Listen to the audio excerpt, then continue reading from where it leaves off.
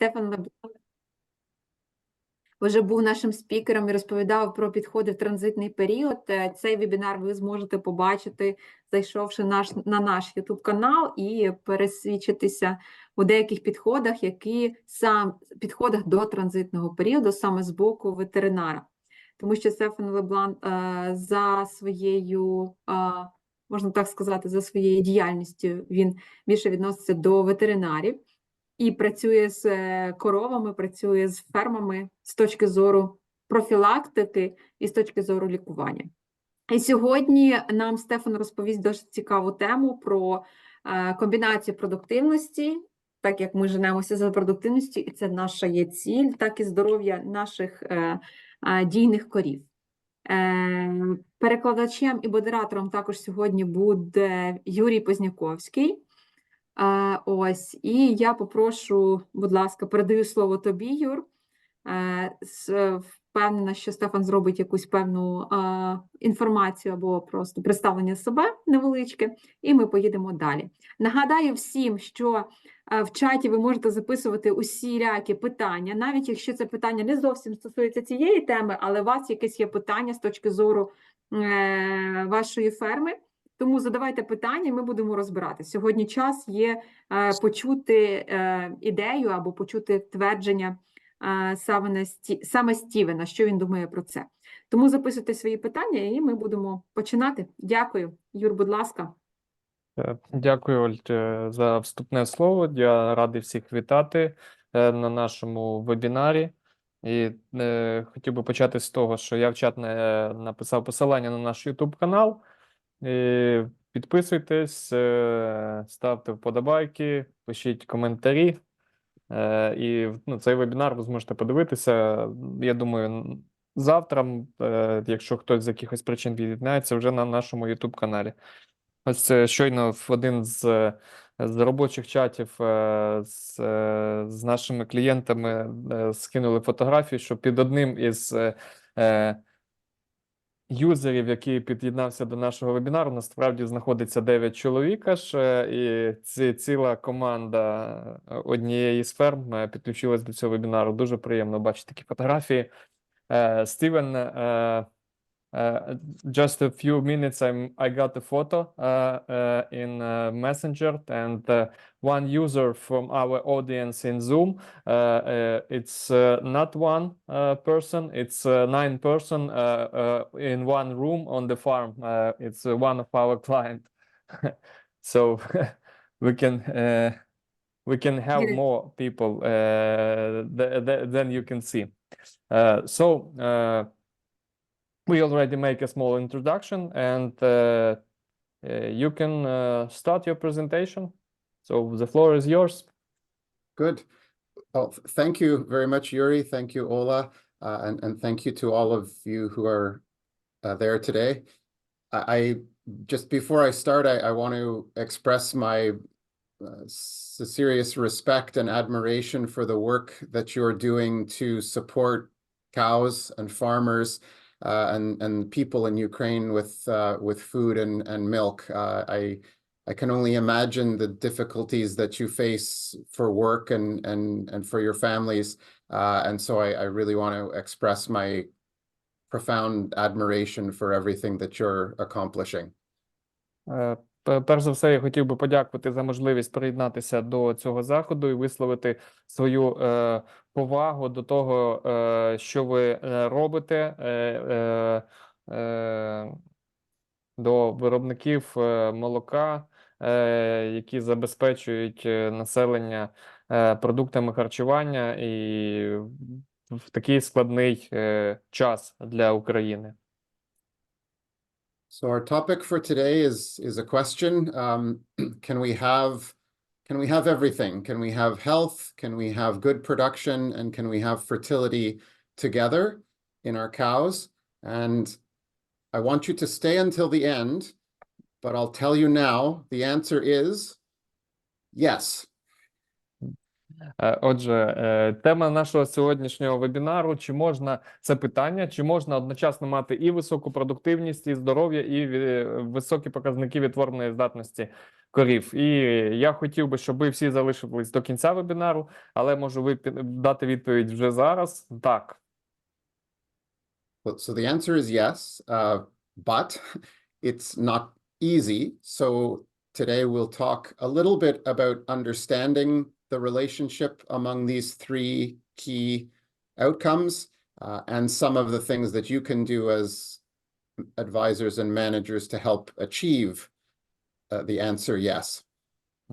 Отже, як я вже сказав, відповідь так, але зробити це не зовсім просто, тому що є багато але. І сьогодні ми поговоримо про ці аспекти, як саме це треба зробити, і що саме треба зробити, щоб ці три ключові речі, які вказують на ефективність роботи господарства, були на високому рівні.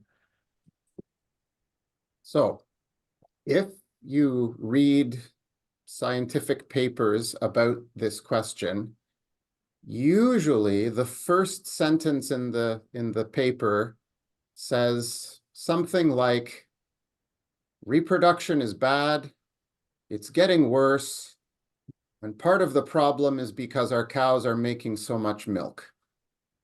Отже, якщо почитати наукові дослідження, то часто можна зустріти такий вислів, що відтворення погіршується, ситуація погана, і одна з причин – це те, що наші корови дають занадто багато молока, тобто вони мають занадто високу продуктивність.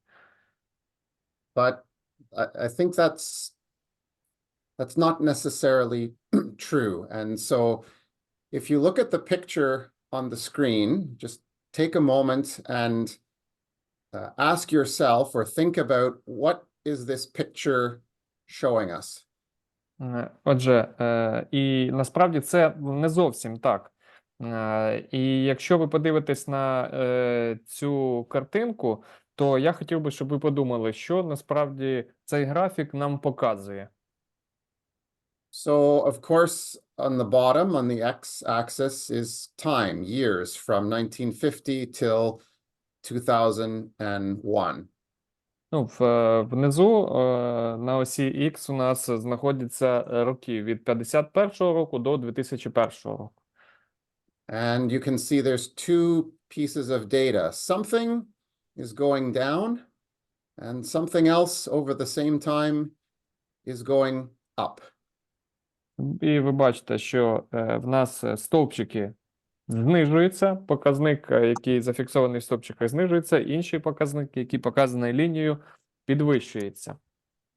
So usually the article says something like, these bars represent fertility or pregnancy rates in dairy cows, and over 50 years, they're going down. І зазвичай наукові статті говорять, що це відтворення, або це рівень тільності, чи pregnancy rate, що він з роками стає все нижче і нижче. And you can guess that maybe this black line is something else going up at the same time. Now, probably you guess that that has something to do with milk production, which is true, but І ви можете припустити, що те, що в нас піднімаються ці показники, що це більш за все молочна продуктивність, і це так, але if I tell you that the black line is the price of beer, so is it true that the price of beer has increased from 1950 till 2000 or till the present? Але я можу сказати вам, що це, наприклад, ціна на пиво. Чи підвищилась ціна на пиво з 51-го року до 2001 року? So it's true that the price of beer has increased over the years. But if I tell you that because the price of beer went up, that is the reason, the cause of why fertility in cows went down, I hope you would tell me I'm an idiot. Ну, і я можу сказати, що зважаючи на те, що саме через те, що ціна на пиво зросла за останні роки, саме через те і знизились показники відтворення корів. І я можу це сказати, але більш за все ви подумаєте, що я ідіот. And the reason that's wrong, which you all know automatically, is that correlation, two things that happen at the same time, doesn't mean that one causes the other, only that they happened at the same time. Their relationship could be all sorts of different ways.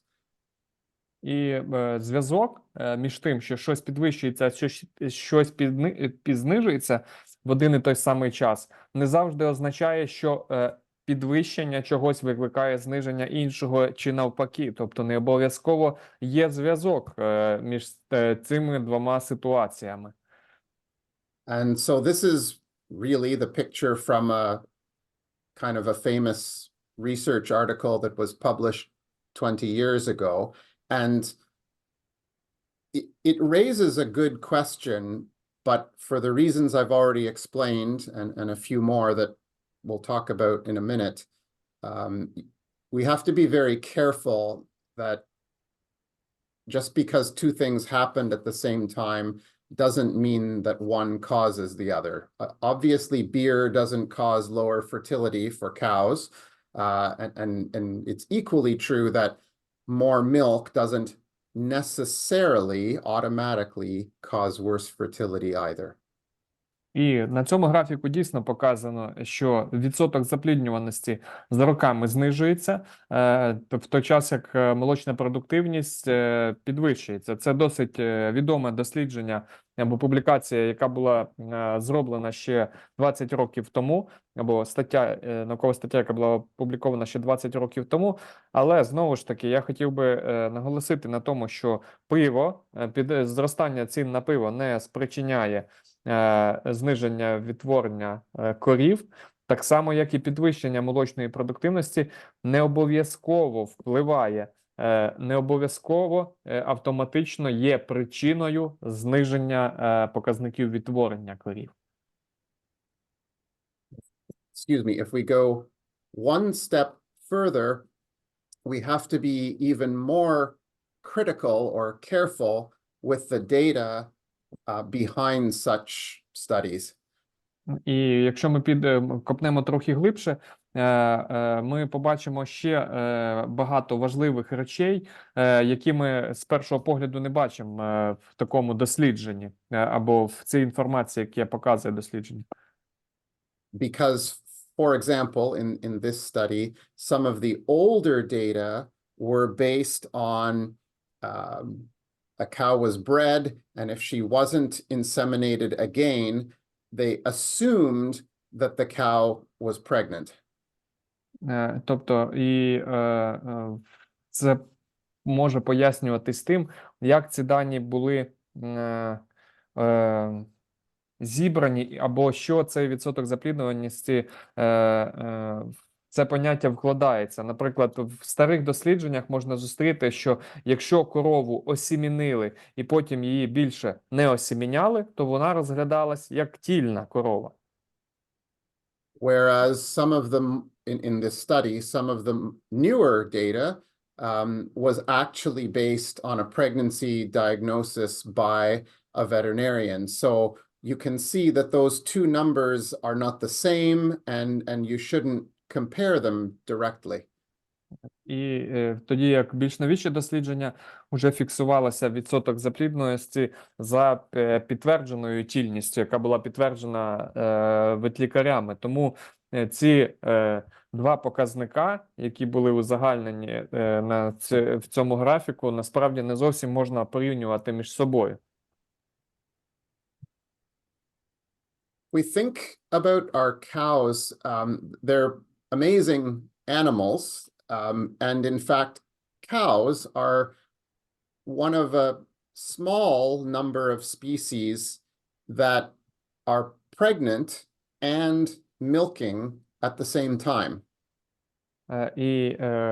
Ми вважаємо, ми знаємо, що наші корови – це чудесні тварини, і насправді це дійсно так, тому що корови – це один з небагатьох видів, який може мати і лактацію, і тільність одночасно, тобто бути і тільним, і лактувати одночасно.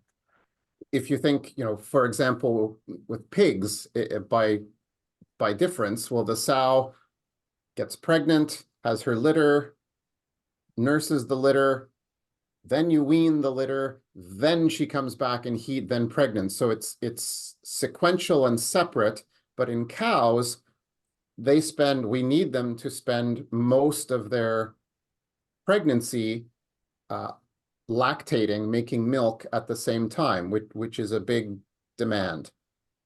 І тому що якщо порівняти, наприклад, зі свиноматкою, то для того, щоб свиноматка прийшла в охоту, нам спочатку потрібно, щоб вона вигодувала гніздо, тобто своїх поросят, щоб їх відлучили, і аж потім, після відлучення поросят, вона аж прийде в охоту. В той час, як корова може переважну частину своєї тільності корова лактує. So for the next minute or two, we'll talk about the physiology of what's behind this relationship. І наступні декілька хвилин поговоримо про фізіологію цього зв'язку, про який ми згадували. So on the screen are data from a kind of a famous study that was done in the United States about 20 years ago. Отже, на цьому слайді результати досліджень також досить відомого дослідження, який також 20 років тому приблизно було проведено в США. They took around 300 cows in one farm and put sensors on their back for very accurate heat detection, estrus detection. Отже, вони вибрали близько 300 корів на одному господарстві, і вони встановили датчики на шию для визначення охоти. І це досить точні датчики. And then they divided the cows into two groups based on their level of milk production. І вони розділили цих корів на дві групи залежно від рівня продуктивності. So we have a group of cows that were on average the high producers, making 46 liters of milk per day, and a group that were the lower producers, making about 34 liters per day, both at the same stage of lactation, 95 days in milk. Отже, умовно, це була група високопродуктивних корів із середньої продуктивності по групі 46 літрів і низькопродуктивні з середньої продуктивності по групі 34 голови на добу. 34 кілограма на добу. І вони перебували в один час лактації, на одній стадії лактації, досить близькому, 96 і 91 день лактації відповідно. And if you look at the measurements of their heat, their estrus behavior, there were differences between the two groups. І якщо подивитися на показники їх охоти, вони дійсно відрізнялися в одній групі від іншої. So the cows that made more milk, the high-producing cows, had a shorter duration of estrus, so the total number of hours during which they were in standing estrus, being mounted by other cows, was about 6 hours in the high producers and almost 11 hours in the lower producers. Саме тривалість охоти, тобто час, який корова була так званій активній охоті, коли вона стояла, давала іншим коровам заскакувати на себе, досить сильно відрізнявся. 6 годин для високопродуктивних корів і майже 11 годин для низькопродуктивних корів. and the number of times that each cow, on average, was mounted. So a cow in heat is going to accept being mounted by other cows. That happened on average 6 times in the higher producers, almost 9 times in the lower producers. І кількість садок, ну, це я так переклав, тому що не міг знайти якесь еквівалентне слово, на мій погляд, тобто це кількість разів, скільки на цих корів наскакували інші корови. Тобто це було 6, в середньому 6 по групі для високопродуктивних і майже 9 для низькопродуктивних корів. And finally, if you put those things together, the total amount of time that a cow had another cow mounting her on her back was shorter, 22 seconds cumulative total in the high producers, 28 seconds in the lower producers. І загальний час стояння, коли одна корова на іншу коли на цих корів наскакували інші корови, також відрізнялася. 22 секунди в накопиченні по високопродуктивних і 28 для низькопродуктивних. So at this point, there's data that says cows that make more milk are not showing heat, are going to be more difficult to find in estrus than lower producing cows. Тобто з цих даних можна зробити висновок, що високопродуктивні корови гірше показують, гірше проявляють охоту і їх важче виявити. But Але if you look at this total amount of time where the cow is showing standing heat behavior, the difference between the groups is actually very small. Але якщо подивитись, наприклад, на тривалість стояння, тобто коли саме цю стадію охоти, то різниця насправді зовсім невелика. If you take 28 seconds divided by 3 weeks, 21 days, the total length of the cow's estrus cycle, then a cow is only in standing heat being mounted by another cow this much of the time, 0.0016% of the time. In other words, almost nothing. І якщо розділити ці секунди на загалом на тривалість циклу на 21 день, то в нас вийде всього-навсього от ця стадія охоти, саме коли корова стоїть, всього-навсього 16 десятитисячних відсотка. І іншими словами, ну, це взагалі ніщо. And that number in the lower producing in the higher producing cows is a lower number. It's a shorter time, but I think you can see if you compare these percentages, the practically the difference is tiny, is very small, and perhaps not a big difference practically on the farm when you're trying to find cows in heat. І якщо порівняти з показником високопродуктивних корів, так, ми бачимо в цифрах, що це менше, але знову ж таки, якщо ми подивимось на відсотки, то це так само дуже маленька різниця, це майже ніщо. І якщо говорити з практичної точки зору, то це зовсім невелика різниця, якщо говорити про те, кого складніше виявити в охоті, високопродуктивну чи низькопродуктивну корову.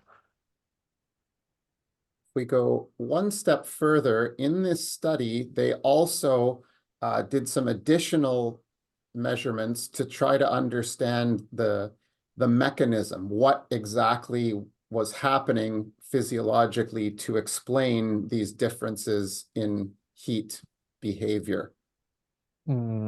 І трошки підемо далі в цьому дослідженні. Вони хотіли розібратися, що з фізіологічної точки зору було причиною зміни саме в прояву охоти.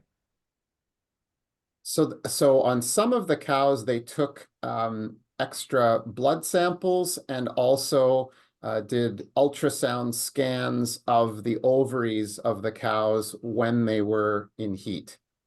Тобто вони вибрали корів в цих групах, і в яких відібрали кров на аналіз, а також в яких провели УЗД дослідження яєчників для визначення розмірів фолікулів. And so interestingly, what they found was that in the higher producing cows, they actually had larger follicles on their ovaries, where the egg is that will be ovulated. But despite the larger follicle, they actually had a lower level of estrogen in their blood. І що цікаво, що вони встановили, що у високопродуктивних корів діаметр фолікула був більший, проте рівень естрогену в крові, незважаючи на це, був менший. Normally, a bigger follicle would be expected to be associated with a higher level of estrogen, but in this case, it was opposite. Тому що зазвичай, чим більший фолікул, тим більше естрогену він продукує. В цьому випадку було навпаки. Now, there's a strong relationship that the size of the follicle is very strongly correlated with the amount of estrogen that follicle is producing. Тому що є сильний зв'язок між розміром фолікула і кількістю естрогену, який цей фолікул продукує. And so these same researchers went and did another study where they were able to show that the problem in the higher producing cows was not a lack of production of estrogen, but rather that those cows were removing estrogen from their body at a faster rate. І в наступних дослідженнях було встановлено, що проблема не в тому, що корови високопродуктивні продукують менше естрогену, а що вони швидше переробляють або метаболізм цього естрогену в організмі швидший, ніж у низькопродуктивних корів. And so in this other experiment, they measured the blood flow in cows going to the liver of the cows. І в іншому дослідженні вони вивчали швидкість, мабуть, правильніше сказати, чи кількість крові, яка проходить через печінку. And it's remarkable. High-producing milking cows have around 400 liters of blood pumping through their liver every hour.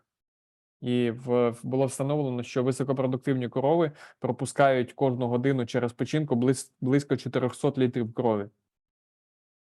If you think about how does a high-producing cow be a high-producing cow? Well, genetics is part of it, but the biggest thing is that she has to eat more in order to milk more. Ну, якщо уявити, як це бути високопродуктивною коровою, зрозуміло, що це частина з цього – це генетика, це дуже важливо, але крім цього, корові для того, щоб виробляти велику кількість молока, треба їсти багато корму. And when a cow has to eat more, or does eat more, then she has to digest more and do more metabolism to make milk and so on. І тому корові необхідно їсти більше, і вона їсть більше, їй треба більше перетравлювати поживних речовин, і їй треба швидше метаболізувати або переробляти. Обмін речовин має бути швидший для того, щоб переробляти отримані поживні речовини у молоко. And that is where the challenge comes, because for every liter of blood that is circulated, pass through the liver in order to digest food and do metabolism for milk, there's also removal of the sex hormones like estrogen and progesterone every time a liter of blood goes through the liver. І от звідки надходить проблема? Кожен літр, який проходить через печінку, для того, щоб відбувалось перетравлення поживних речовин, тобто в процесі перетравлення поживних речовин метаболізму, рівень статевих гормонів знижується, таких як естроген, прогестерон. And so that is where the physiologic challenge comes, that in these high-producing cows, there's no problem with their production of estrogen and progesterone, but rather they remove it at a higher rate. And so the net result of that is that the amounts, the concentrations in circulation of those cows tends to be lower, and that explains why their estrus, their heat behavior was less intense, less strong, because they had this lower level of estrogen. І якраз от в цьому і є проблема. Тобто корови, високопродуктивної корови немає проблем з виробництвом естрогену. Його виробляється велика кількість, достатня кількість. А проблема в тому, що інтенсивність виведення його з організму вища. І як результат, саме це є причиною зниження проявів охоти через те, що циркулюючих статевих гормонів в крові менше. Okay, we'll come back to that, but now let's go from biology to data and farm records. Отже, ми до цього ще повернемося. Давайте тепер перейдемо до даних і записів із ферм безпосередньо. So I'm not sure what measurements are most commonly used in Ukraine, but in Canada, at least in the past, farmers and veterinarians and other advisors sometimes used measurements of fertility, of reproductive performance that were not very accurate. Отже, я не знаю, які показники в основному використовують на українських господарствах, але я з певністю можу сказати, що інколи або таке є і таке було, що в Канаді часто на господарствах для оцінки відтворення не завжди використовуються досить точні показники або показники, які дійсно досить точно показують загальну ситуацію. I'll give you two examples to think about. The first one is if we look at the what's called conception rate, or in other words, if I inseminate 10 cows and check later what percentage of them are actually pregnant when we diagnose them 1 month later, that's important, but it's a very incomplete measurement. Отже, я наведу вам два приклади. Наприклад, відсоток запліднюваності. Якщо я візьму 10 корів, я їх осіменю і через місяць перевірю, який відсоток із них затільнили. Це хороший показник, чи це дасть об'єктивні дані?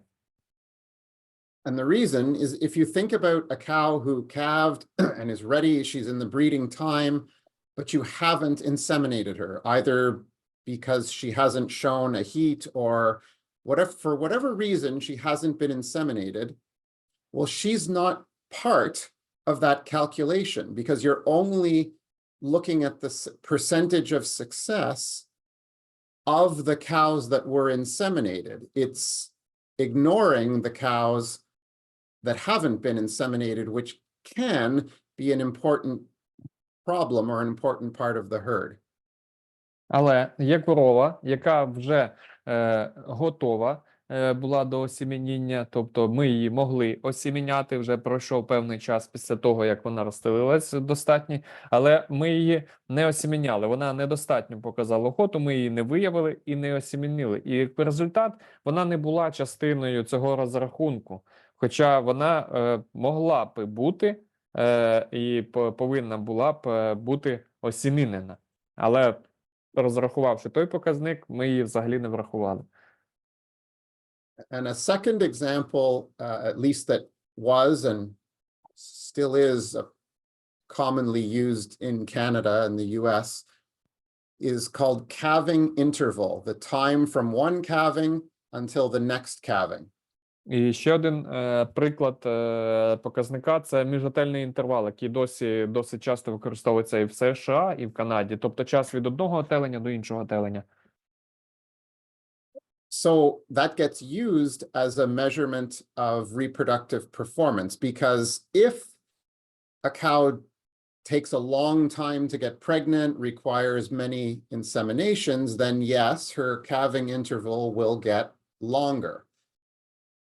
І це також розглядається як показник відтворення, тому що чим довше корова не буде осімінена і не буде запліднена, тим довший інтервал від одного отелення до іншого отелення буде. But there are two huge problems, biases, if you use that calving interval calculation to measure reproduction in the herd.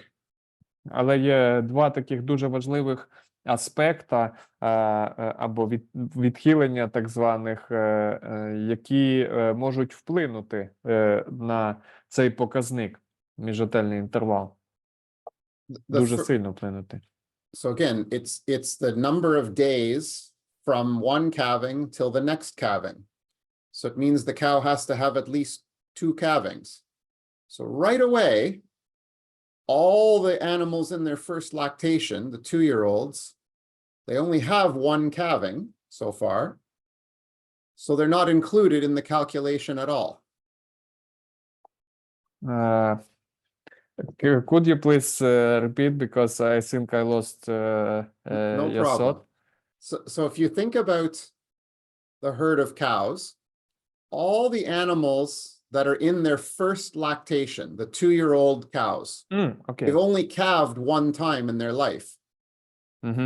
So you can't include them in the calculation because you need 2 calvings. She only has 1. So we drop them out and forget about them. Oh, okay. That's a problem. Yeah, I understand. Перша проблема – це те, що для того, щоб порахувати міжотельний інтервал, нам треба як мінімум 2 отелення. Тому первісток, які тільки один раз отелилися, ми не можемо взяти в цей розрахунок. І вони, по суті, не враховуються при розрахунку цього показника. Але вони є в стаді. And the second problem is related. If you think about an older cow who you inseminate several times, but finally she doesn't get pregnant, and eventually you cull her, well, she then doesn't have another calving, so we also drop her out of the calculation. І також, якщо ми візьмемо, наприклад, стару корову, яку ми декілька разів осіміняли, в результаті ми так і не змогли її, вона так і не запліднилась, і в результаті ми її вибракували зі стада. Як результат, вона також не враховується при розрахунку цього показника.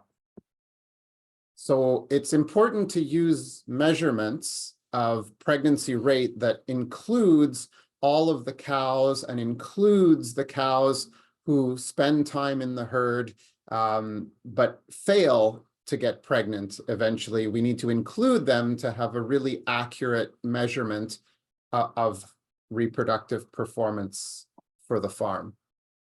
Тому для визначення рівня тільності чи pregnancy rate нам важливо враховувати всіх корів, які перебувають в стаді, чи на даний момент, які є в стаді, які з якихось причин, в тому числі, які з якихось причин не тільніють.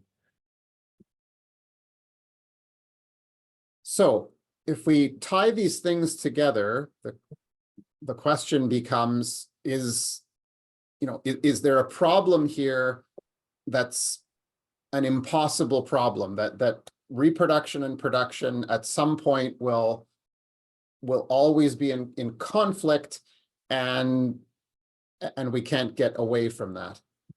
Отже, і якщо ми пов'язуємо це між собою, то питання в тому, чи дійсно висока продуктивність і низькі показники відтворення так сильно пов'язані між собою, і це як аксіома, що ми не можемо нічого змінити. So for all the farmers and farm managers who are listening this afternoon, I'll ask you a few questions. You can just think about them. The first one is, based on what I've told you so far, would it be a good idea to feed the cows less so that their liver didn't have to work as hard? And if we just fed the cows less, then fertility would be better. Отже, я хотів би задати декілька питань нашим слухачам, і щоб ви подумали, в такому випадку, якщо прийняти те, що я сказав перед цим, чи буде способом покращення відтворення просто годувати менше цих корів? Ми годуємо корів менше, навантаження на печінку менше, як результат відтворення покращується. So, of course, I hope the answer is no. Don't do that. That's a bad idea. Second question, would you choose genetics specifically with lower production so that you could have better fertility? І, я надіюсь, що ви всі відповіли ні, що це погана ідея годувати корів менше. І друге питання, чи будете ви для того, щоб покращити відтворення, підбирати бугаїв, вибирати сперму на зниження продуктивності? Тобто вибираємо бугаїв на зниження продуктивності, відтворення в результаті буде краще.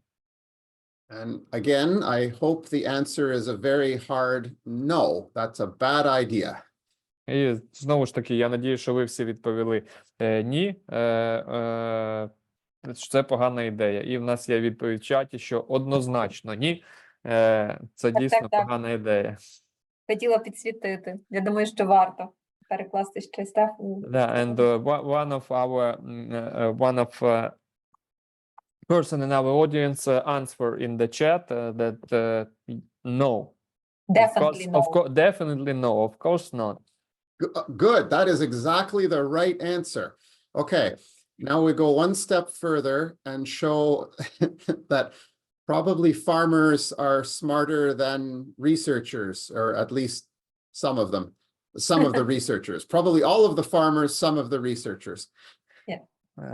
І, мабуть, деякі фермери більш розумніші, ніж певні дослідники. Певні дослідники, насправді, не всі. So again, for the farmers and the farm managers, if you think about 2 cows on your farm, one is a very good producer, high producer. The other one, not so good, a lower producer. Отже, для питання, як для виробників молока, у вас в стаді є 2 корови. Одна дійсно високопродуктивна, інша з нижчою продуктивністю.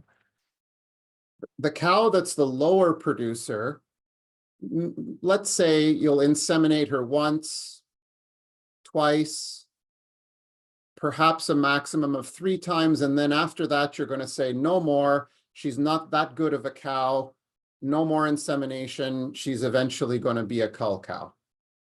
Отже, низькопродуктивна корова, у вас є низькопродуктивна корова, ви осімінили її раз, другий раз, максимум 3 рази ви її осімінили, вона не тільна, отже, вона буде вибракована зі стада. The high-producing cow, you breed her once or twice. If she's still not pregnant, you're probably going to breed her a 3rd time, maybe even a 4th time, and that is probably the correct thing to do. That makes economic sense to do that, to have more chances for that higher producing cow. З високопродуктивною коровою ви будете її осіміняти один раз, якщо не тільки на другий раз, третій, можливо, навіть четвертий і далі, тому що це з економічної точки зору більш обґрунтованіше, більше давати більше шансів високопродуктивній корові.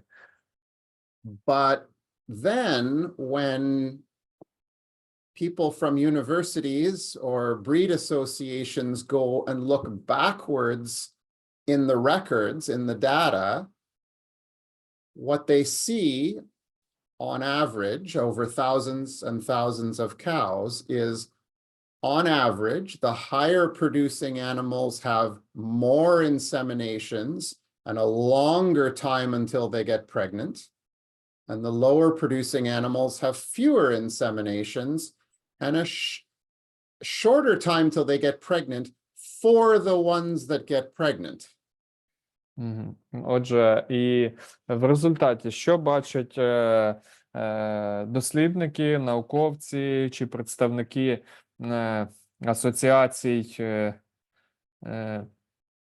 з розведення, мабуть, правильно сказати, не можу підібрати правильне слово, але я думаю, ви розумієте, що мається на увазі. Що вони бачать? Що високопродуктивні корови, в них більше осімінінь, їх більше разів осіміняють, в них сервіс-період, тобто час, поки корова стане тільною, довший, в той час, як у низькопродуктивних корів, менша кількість осімінень, і час, і сервіс-період, тобто час, поки корова затільніє, також менший.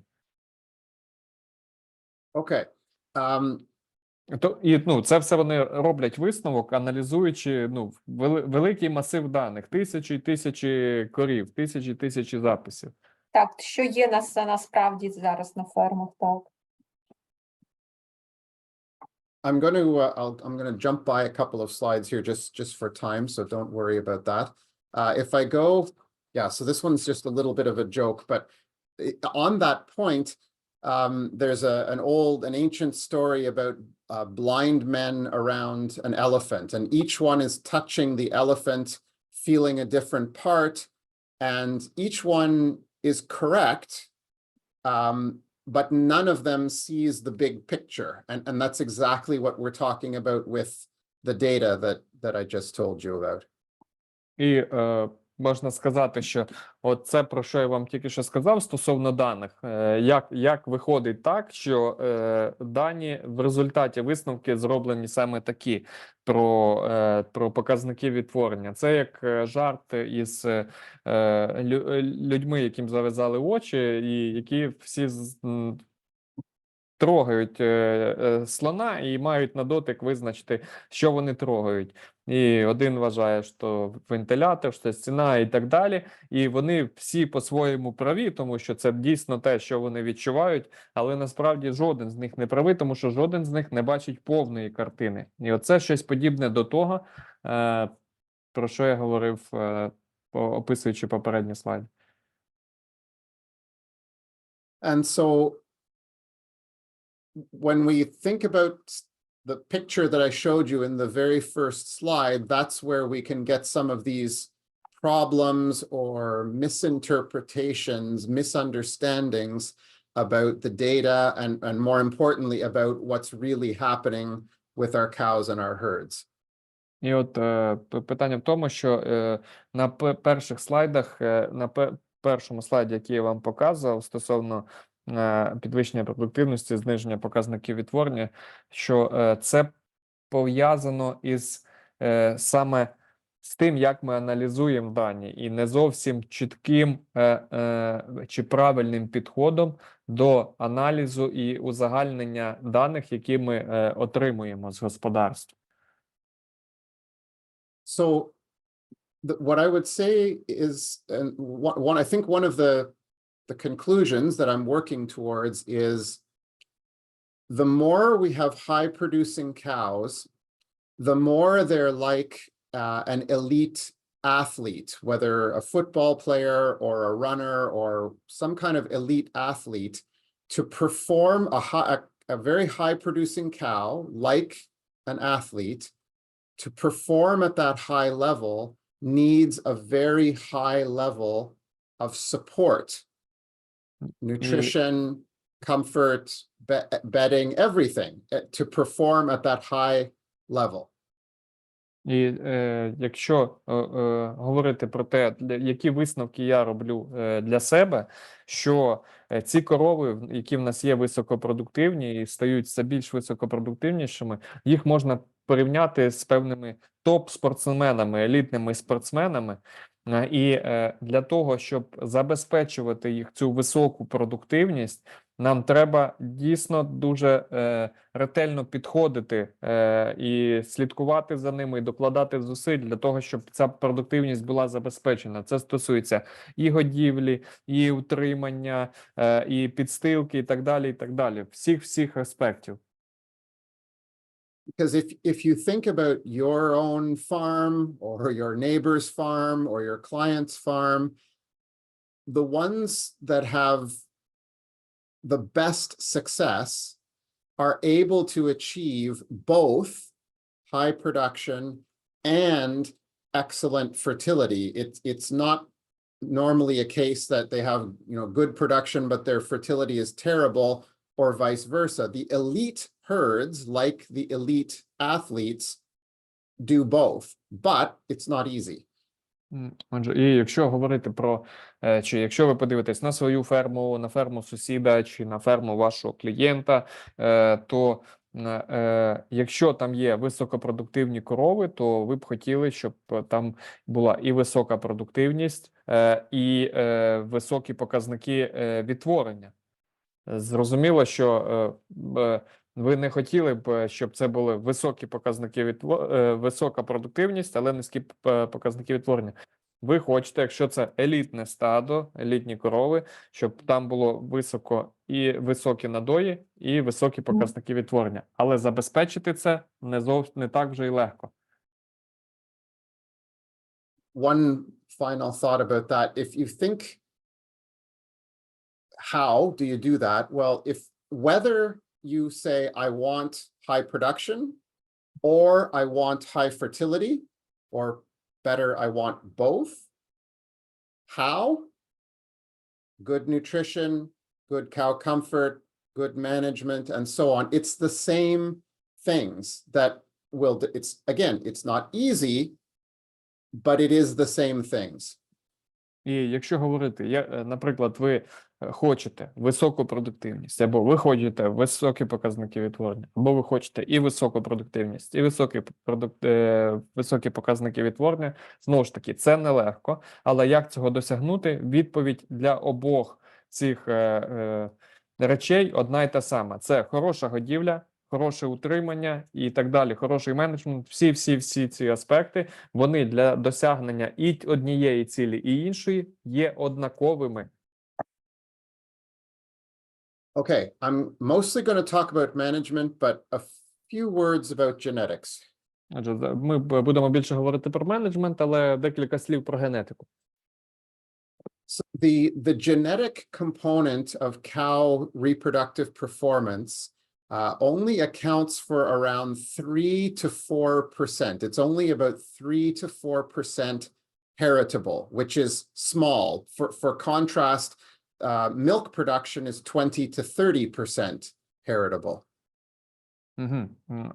Отже, It's determined, the amount of variation in reproduction is about 3% genetics. The amount of variation in milk production is about 30%, 10 times more.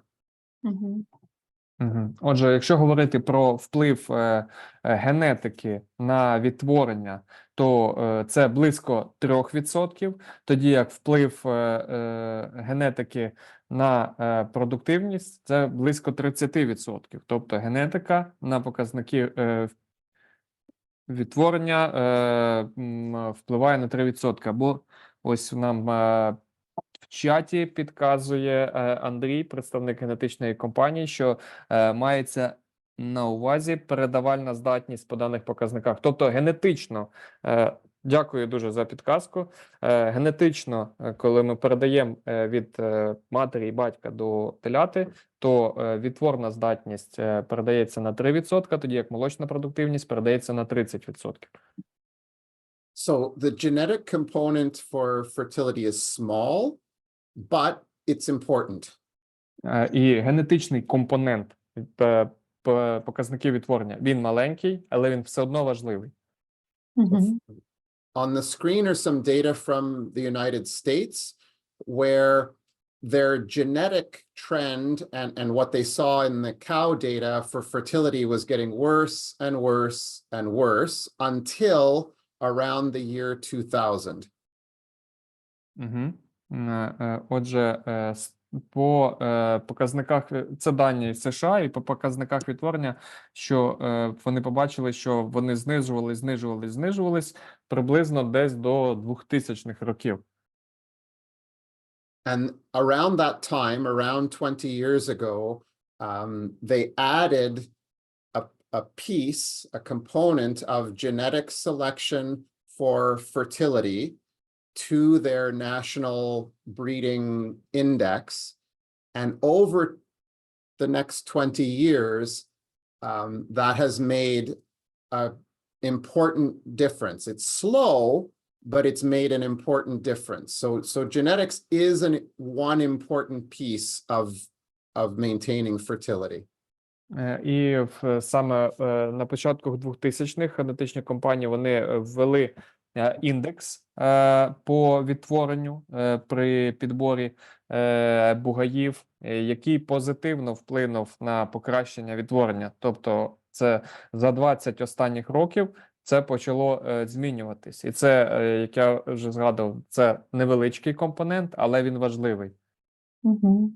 And it's not on this picture, but milk production has just continued per cow per year, has continued to go up and up and up very steadily. So you're able to put some genetic selection on fertility while maintaining genetic improvement for milk production at the same time.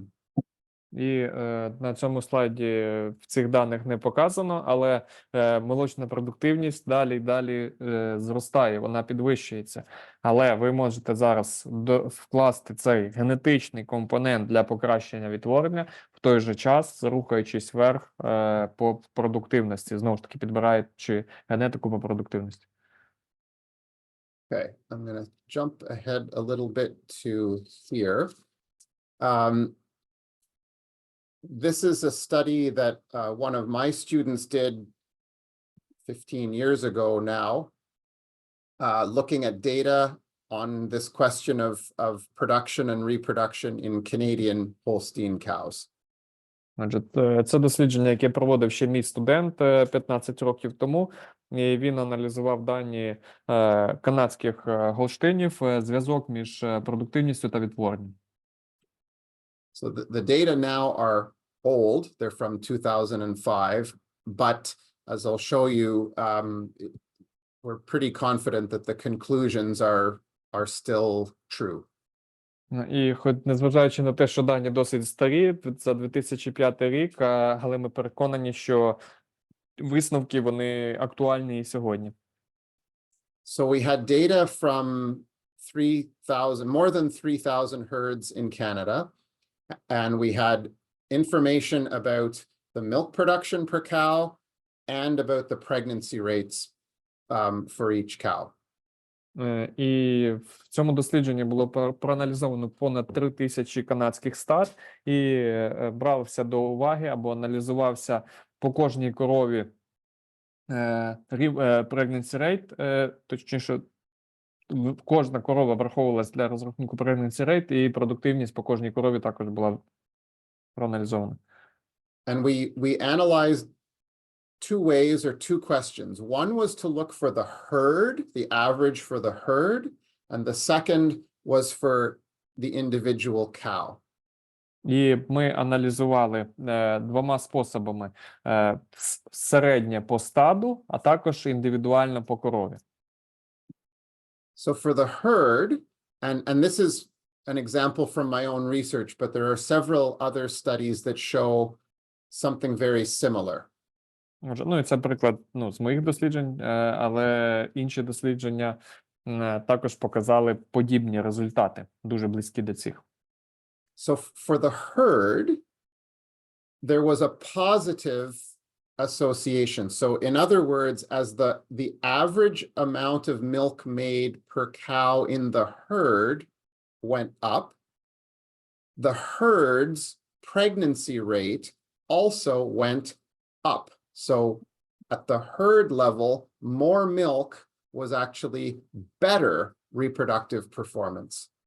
І якщо проаналізувати на рівні стада, то ми встановили, що чим більша молочна продуктивність, середня молочна продуктивність по стаду, тим вищий pregnancy rate по стаду. And that has been consistent in quite a few studies. And I think it makes sense because, like I said before, how do you get lots of milk? Good nutrition, good management, and so on. How do you have good fertility? Good nutrition, good comfort, good management. It's the same thing. So it makes sense that they would go together positively in parallel. І такі самі дані були отримані і в інших дослідженнях. І чому відповідь на питання, те, про що ми вже згадували, що для того, щоб підвищити продуктивність, треба хороша годівля, хороше утримання, хороший менеджмент. І для того, щоб було високі показники відтворення, нам теж потрібна хороша годівля, хороше утримання, хороший менеджмент. So then when we looked at the cow, I'll make this short, but we had records, data from more than 100,000 cows for a full year, a full lactation. І коли ми подивилися, проаналізували на рівні корови, і ми проаналізували понад 100 тисяч корів за рік, тобто дані від 100 тисяч корів за повну лактацію за рік. And just by way of description, these were cows that were making, again, this is 20 years ago, on average around 9,500 liters of milk per 305 days, per 10 months. І це в середньому корови давали близько 9,5 тонн молока за 305 днів лактації. Знову ж таки наголошую, що цим даним вже майже 20 років. 15, 14. Ну, у 2005 році було проаналізовано, а публікація в 2009-му. Я теж завжди, 2005, це 15 років тому, насправді вже 19. Точно, окей. If I go to the analysis now at the cow level, this gets a little bit complicated, but I'll try to make it simple here. Отже, і якщо підходити до аналізу, воно виглядає досить складно, але я намагатимусь його спростити і донести вам в легкій формі. In this analysis, it's looking at pregnancy rates, the speed, how quickly, how soon cows are getting pregnant. Отже, в цьому дослідженні ми саме фокусувалися на pregnancy rate, як швидко корова запліднюється. And so these numbers in red, if they're above 1, they mean that it's a positive association. In other words, as milk goes up, then pregnancy is actually happening sooner, faster. І ви бачите коефіцієнт ризику, якщо він вище одиниці, це означає, що запліднення відбудеться швидше. Тобто є змінна, яка на це впливає. Тобто, якщо цей показник впливає таким чином, що якщо цей показник буде підвищуватись, то і корова буде тільніти швидше. And so each of these is expressed per liter of milk increase. So the numbers are very, very small. The effects are very small, but they're positive. They're favorable. They're the way we would like them to be. І тут всі ці зміни показані на 1 літр. І якщо подивитися, то це цифра дуже низька, і дійсно це цифри дуже низькі, але найважливіше те, що вплив позитивний. And so actually, probably I'll just cut to this one. What we found at the herd level was, for the herd average, a positive relationship. Отже, ми отримали на рівні стада позитивний зв'язок між збільшенням продуктивності і швидкістю запліднення корови чи pregnancy rate. When we looked at the cow level and ranked the cows relative, like whether they were a high producer in their herd or a low producer in their herd, then for the individual cow, the effect was opposite, but very small.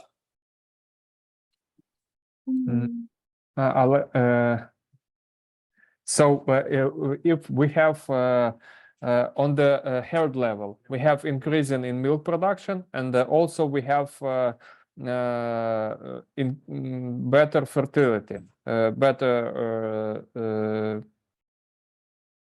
time to pregnancy. But if we talk about cows level, increasing in milk, we have lower fertility. Yes. Exactly right. Yes, so that's exactly right. But the effect at the cow level is quite small. It's negative, it's opposite, but it's small. Отже, якщо говорити на рівні стада, був позитивний вплив, тобто зі збільшенням продуктивності час до запліднення або сервіс-період був коротший.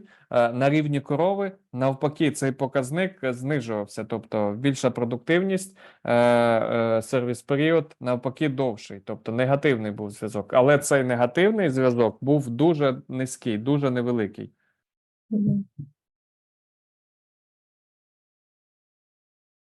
Good.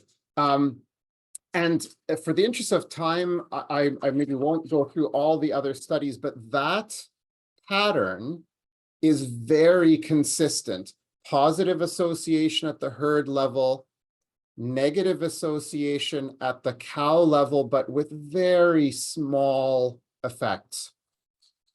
Отже, я не буду вам показувати інші дослідження, але це так, воно повторяється дуже часто, що є позитивний зв'язок на рівні стада, але невеликий негативний зв'язок на рівні корови, на індивідуальному рівні. And I won't go through this in detail, but this was another study I was involved with cows in Argentina. Many 12 years of data, and what I just said is exactly what they found there. Positive association at the herd level, negative at the cow level, but practically very small effects.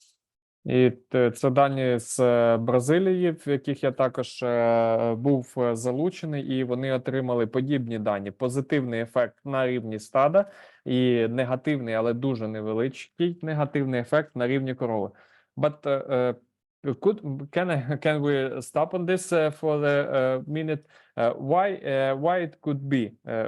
Why it happens that on the individual level we have negative association, but on the herd level we have positive association? So yeah,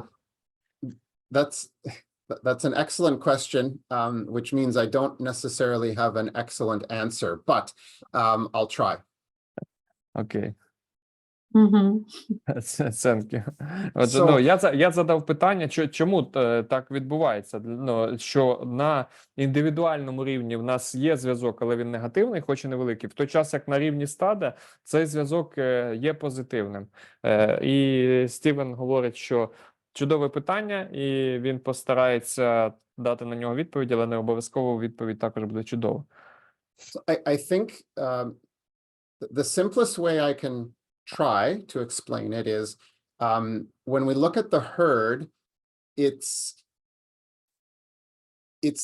in a way easier to move that average for the whole herd because we can have some variation behind that average. But on average, if we do the things that support high production, good feed, good management, and so on, that's going to bring the whole herd to a good level of reproductive performance as well.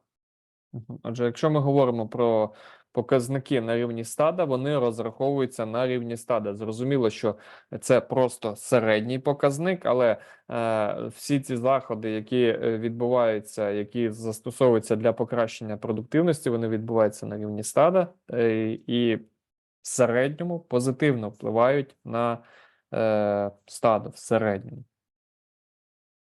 For the individual cow, we can't hide that variation anymore. So when we think about a distribution of the whole group, very high producers, very low producers within a herd, now we're trying to make analyze things at that individual level, and so we can't hide that variation when we're looking at the individual level. And that actually leads to the next thing I'm going to talk about, which is the effects of health. So yeah, I'll let you translate that and then I'll come back to that. Отже, а коли ми говоримо про, коли ми аналізуємо на індивідуальному рівні, то ми оцю варіацію по групі, від корови до корови, ми її прибираємо, ми вже не можемо сховати, тому що ми бачимо ці всі дані по кожній корові. І саме через це так відбувається. І далі я буду говорити, ми перейдемо до цього далі, що тут ще важливе значення має здоров'я корів.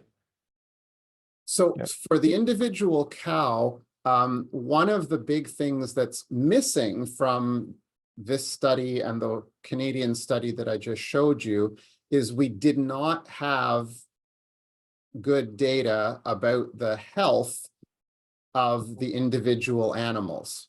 And that's a big missing piece, and so that's what I'm going to talk about next. І що дуже важливо, що ми упустили при аналізі на індивідуальному рівні, і в цьому дослідженні, і в попередньому дослідженні, яке я вам показував, те, що ми не мали можливості проаналізувати стан здоров'я корів і вплив саме здоров'я на прояв цих показників або на ці показники, які ми аналізували. So that brings me, I'm going to go past these two here. So, sorry, this one's all in English, but I'll just get to the key point. Whether you use estrus detection to manage breeding, or whether you use a lot of synchronization and timed insemination, either way, the cows have to be healthy for your reproductive management to work. Отже, незалежно від того, що ви використовуєте, які підходи ви використовуєте при осімінінні, чи це виявлення охоти, чи це схеми синхронізації, в обох випадках для того, щоб ваше осімініння було успішним, щоб ваш менеджмент відтворення був успішним, корова має бути здоровою. So here's an example from Germany, very large study, one really big herd from 15,000 cows over 7 years.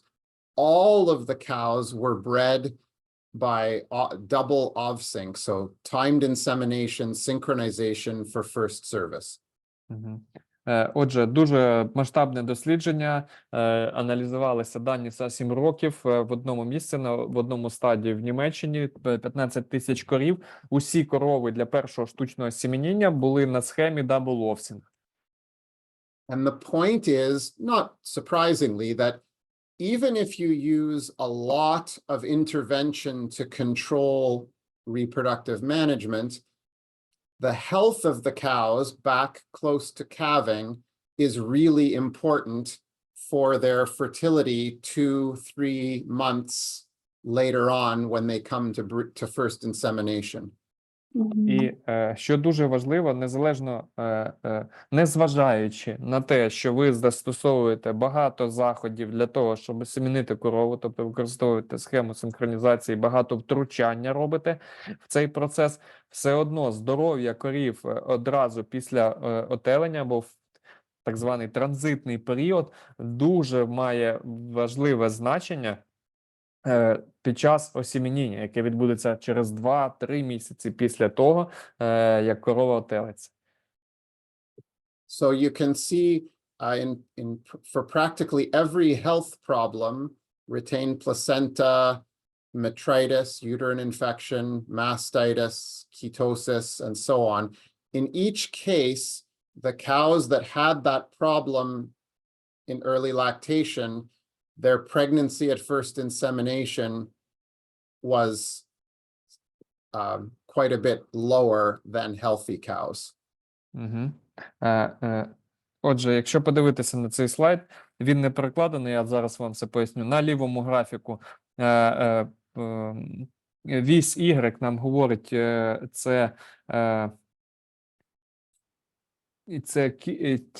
відсоток тільних корів на одне штучне запліднення.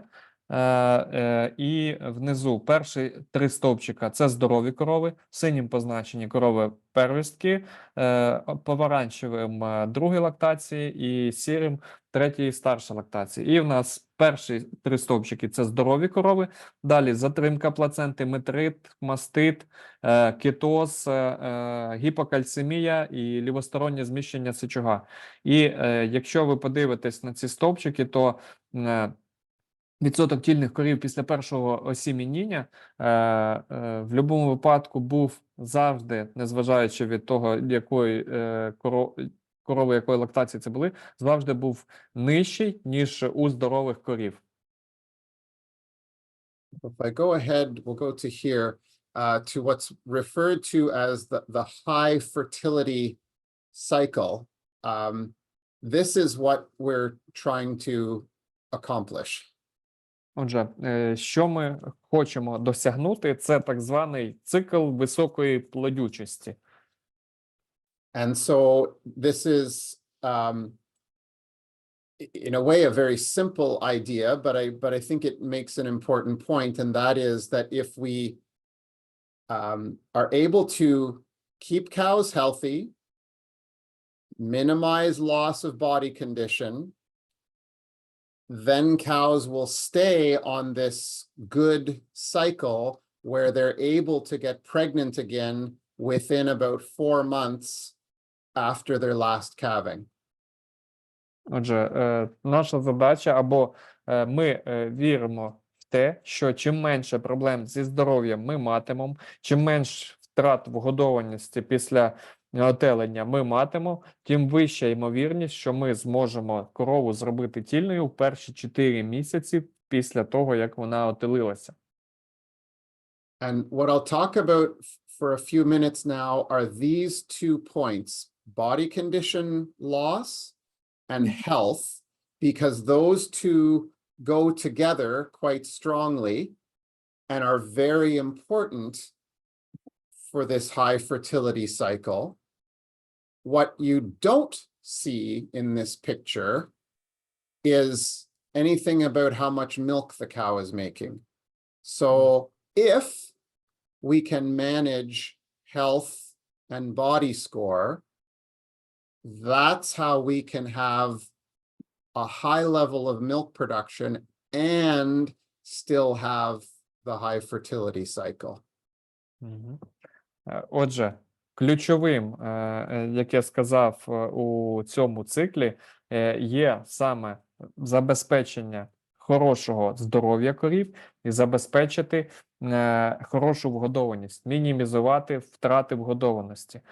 Тому що ці два аспекти, вони дуже пов'язані між собою. Але що важливо, на цьому слайді ви не бачите молочної продуктивності. Тобто незалежно від молочної продуктивності, якщо ви забезпечите, точніше, забезпечите хороше здоров'я корів і мінімізуєте втрати вгодованості, ви отримаєте цей цикл високої плодючості. Ви так само зможете отримати і високопродуктивну корову, і хороші показники відтворення.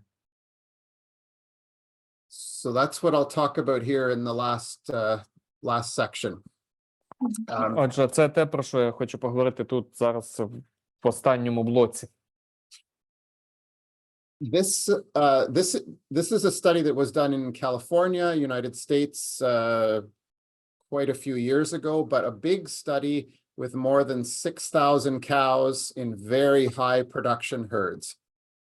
Отже, це дослідження було проведено також вже досить давно, але воно проводилось на великій кількості корів, понад 6 тисяч корів у 4 стадах у Каліфорнії. They had data on milk production, they had data on body condition score, and also measuring the cow's return to having a normal estrus cycle. Отже, вони обліковували продуктивність корів, їхню вгодованість, а також час повернення до нормального циклу. And the question, of course, was, is the level of milk production associated with reproductive performance? І питання було, в першу чергу, чи пов'язана висока продуктивність корів, чи взагалі продуктивність корів із показниками відтворення. And the answer was no. І відповідь була ні. Sorry. If we look first of all at return to ovulation, return to having a normal estrus cycle. Отже, якщо подивитися на повернення, відновлення овуляції, відновлення нормального циклу. And you break out the cows or separate the cows from the lowest producers to the highest producers, there was practically no difference in the percentage of cows that had started to ovulate by breeding time. Отже, що вони рахували? Час відновлення циклу до 65-го дня лактації, тобто період добровільного очікування, скільки корів відновлювали нормальний цикл, і вони розділили корів за надоєм на такі четвертини. Від найнижчої продуктивності, перша четвертина, до найвищої продуктивності, саме нижня, ви бачите, четвертина. І різниці між ними майже не було. Тобто тут 73%, тут 78, 78, 75%. Тобто дуже невелика різниця між коровами, які мали дуже різну продуктивність. Вони все одно в середньому 75% в них поверталися до нормального статевого циклу до 65-го дня лактації. And if we look at pregnancy, at first insemination, it was a similar story. There was no association of the level of milk production with pregnancy at first insemination.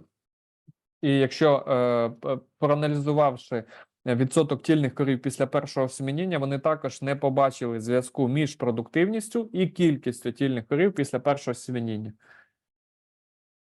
Where there was an association was with body condition, and in particular with body condition loss. So cows that were too thin, less than a body condition score of 3 at calving or at insemination, or cows that lost more than 1 point of body condition, that was associated with reducing pregnancy at first insemination.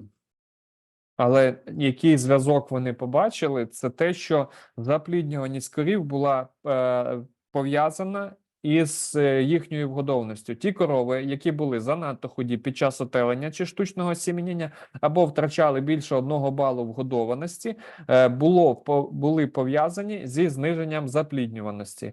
Ну, тут написано забліднюваності, мається на увазі запліднюваність. Це технічна помилка. Гарно підсвітив.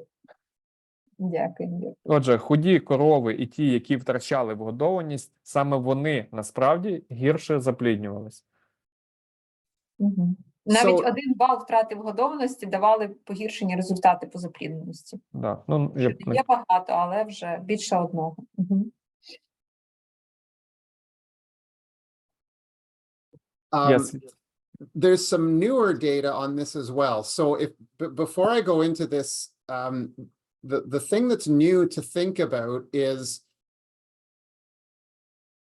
we can maybe maintain cows' body condition better than what we thought or assumed in the past.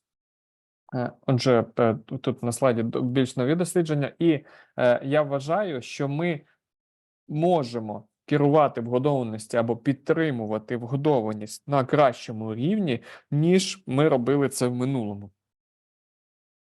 So, for example, this study has data from two big herds in the United States, and with almost 2,000 cows worth of data.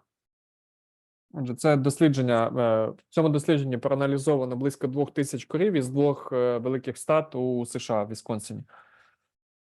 They body condition scored the cows 2 times each at 1 week after calving and again 3 weeks after calving. So a very short time. Отже, вони аналізували зміну вгодованості корів, взагалі проводили оцінку вгодованості корів на перший тиждень після отелення і на третій тиждень після отелення. And I think you would normally expect that in high-producing herds, high-producing cows, in very early lactation, the cows would be losing some body condition as they made a lot of milk. І, я думаю, ви розумієте, або ви думаєте про те, що у високопродуктивних стадах на ранній лактації на такій корови втрачають вгодованість, так як вони виробляють велику кількість молока. But when they looked at the scores, 42% of the cows lost body condition as expected. І якщо подивитися на дані, знову ж таки англійською, це body condition change мається на увазі зміни вгодованості. Перша колонка lost знижували, тобто втрачали вгодованість, maintained зберігали і gained приростали. Тобто першій колоночці позначено корови, які знижували, втрачали масу, зберігали масу і нарощували масу. І саме втрачали масу відсоток корів, 42% корів в цих проаналізованих, серед проаналізованих саме втрачали вгодованість. Whereas 36% of the cows maintained their body condition, no change, and 22% of the cows actually increased their body condition even though they were in very early lactation. Тоді як, 42% це небагато. Тобто ми звикли думати, що корови в ранню лактацію втрачають вгодованість. Проте 42% корів проаналізованих втрачали вгодованість, 36% зберігали вгодованість і 22% навіть приростали. Right away, you're probably wondering about milk, especially in cows that don't lose any condition, that maybe they're not working very hard. Я думаю, ви припускаєте, а що ж на рахунок продуктивності? Мабуть, ті корови, які зберігали вгодованість або навіть приростали, мабуть, і молока не давали. But according to this study, there was no difference between the three groups. So the cows that lost condition made 31 liters a day in the first month, maintained 31.5 liters per day, and the cows that gained condition, 29 liters per day, which statistically was not different. І якщо подивитися по молоку, сама нижня стрічка – це скориговано за енергією молоко. Вірогідної різниці, статистично вірогідної різниці між цими трьома групами не було. Ті корови, які втрачали вгодованість, в середньому мали 39 надій кілограм на добу, ті, які зберігали 31,5 і ті, які приростали 28,7, тобто майже 29. Тобто невеличка ніби різниця була, але вона не була статистично вірогідною. that is one of the big questions that needs to be studied in more herds, more data to check if in fact there really is no less milk, because there's a very interesting aspect of reproduction, which we'll talk about in a moment. Отже, і я вважаю, що саме це питання, яке потребує глибшого вивчення на більшій кількості стад, щоб проаналізувати, чи дійсно є така залежність і саме такий вплив, і який є зв'язок із відтворенням. And that was kind of the headline or the exciting result from this study was when they looked at pregnancy at first insemination, which happened at the same time in all of these cows. І найцікавіше, або самим топ-результатом, найважливішим результатом, який вони отримали, це відсоток тільних корів після першого осімініння. So in the cows that lost body condition, their pregnancy at first insemination was very bad, 25%. Отже, серед корів, які втрачали вгодованість, відсоток корів тільних після першого осімінення був дуже низький, 25%. The cows that maintained their body condition, pregnancy at first insemination was 38%. Not bad. Ті, які зберігали свою вгодованість, мали відсоток тільних після першого осімінення 38%. Вже краще. Непогано. And the cows that gained body condition, I mean, this is almost unbelievable, but their pregnancy at first insemination was more than 80%. I doubt you would repeat such a high number if you checked in more herds, but the point is that even if this number is much lower than 80, it was still substantially higher than in the other groups. І саме серед корів, які підвищили вгодованість в ці перші 3 тижні, відсоток тільних після першого осімінення просто неймовірний, понад 80%. Я сумніваюся, що провівши аналіз такий на інших стадах, ви отримаєте такий самий високий показник, але навіть значно нижче, ніж 80%, це все одно буде значно вище, ніж в інших групах. Ті, які втрачали вгодованість або зберігали її. And so there are now, for time, I won't go through them now, but there are several other studies that show a similar pattern. In other words, first, that there is this group of cows, 30–40% of cows, that don't lose body condition as fresh cows. Отже, і є, я їх не виносив сюди, але є і інші дослідження, подібні, в яких є подібні результати. Тобто є все одно велика група корів, яких 30–40%, які не втрачають вгодованість в новотільний період. And those cows, if they make less milk, it's not a lot less milk, but their reproductive performance is very strong. І якщо ці корови і дають менше молока, то зовсім незначно менше молока, ніж ті, які втрачають годованість, але їхні показники відтворення значно вищі. So who are these cows that don't lose much body condition? Well, there's probably 3 pieces to it. The first one, small one, is genetics. There's a genetic piece to that. Отже, хто ж ці корови, які не втрачають вгодованість?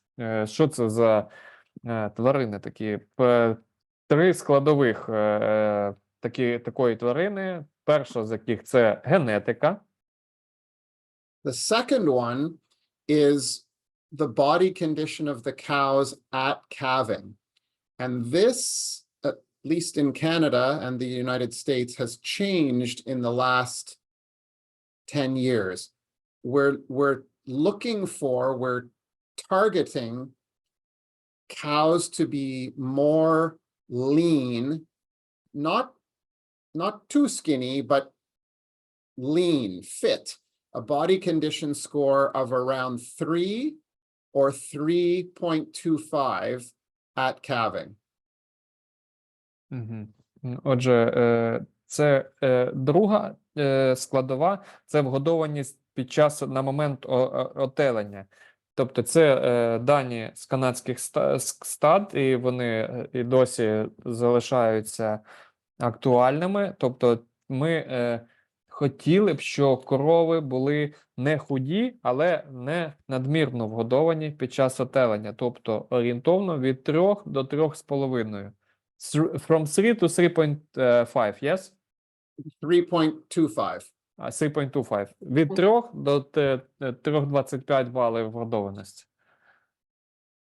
And that should make sense because those cows that are lean, fit, 3 or 3.25, are going to eat much better than a cow that is fat at calving.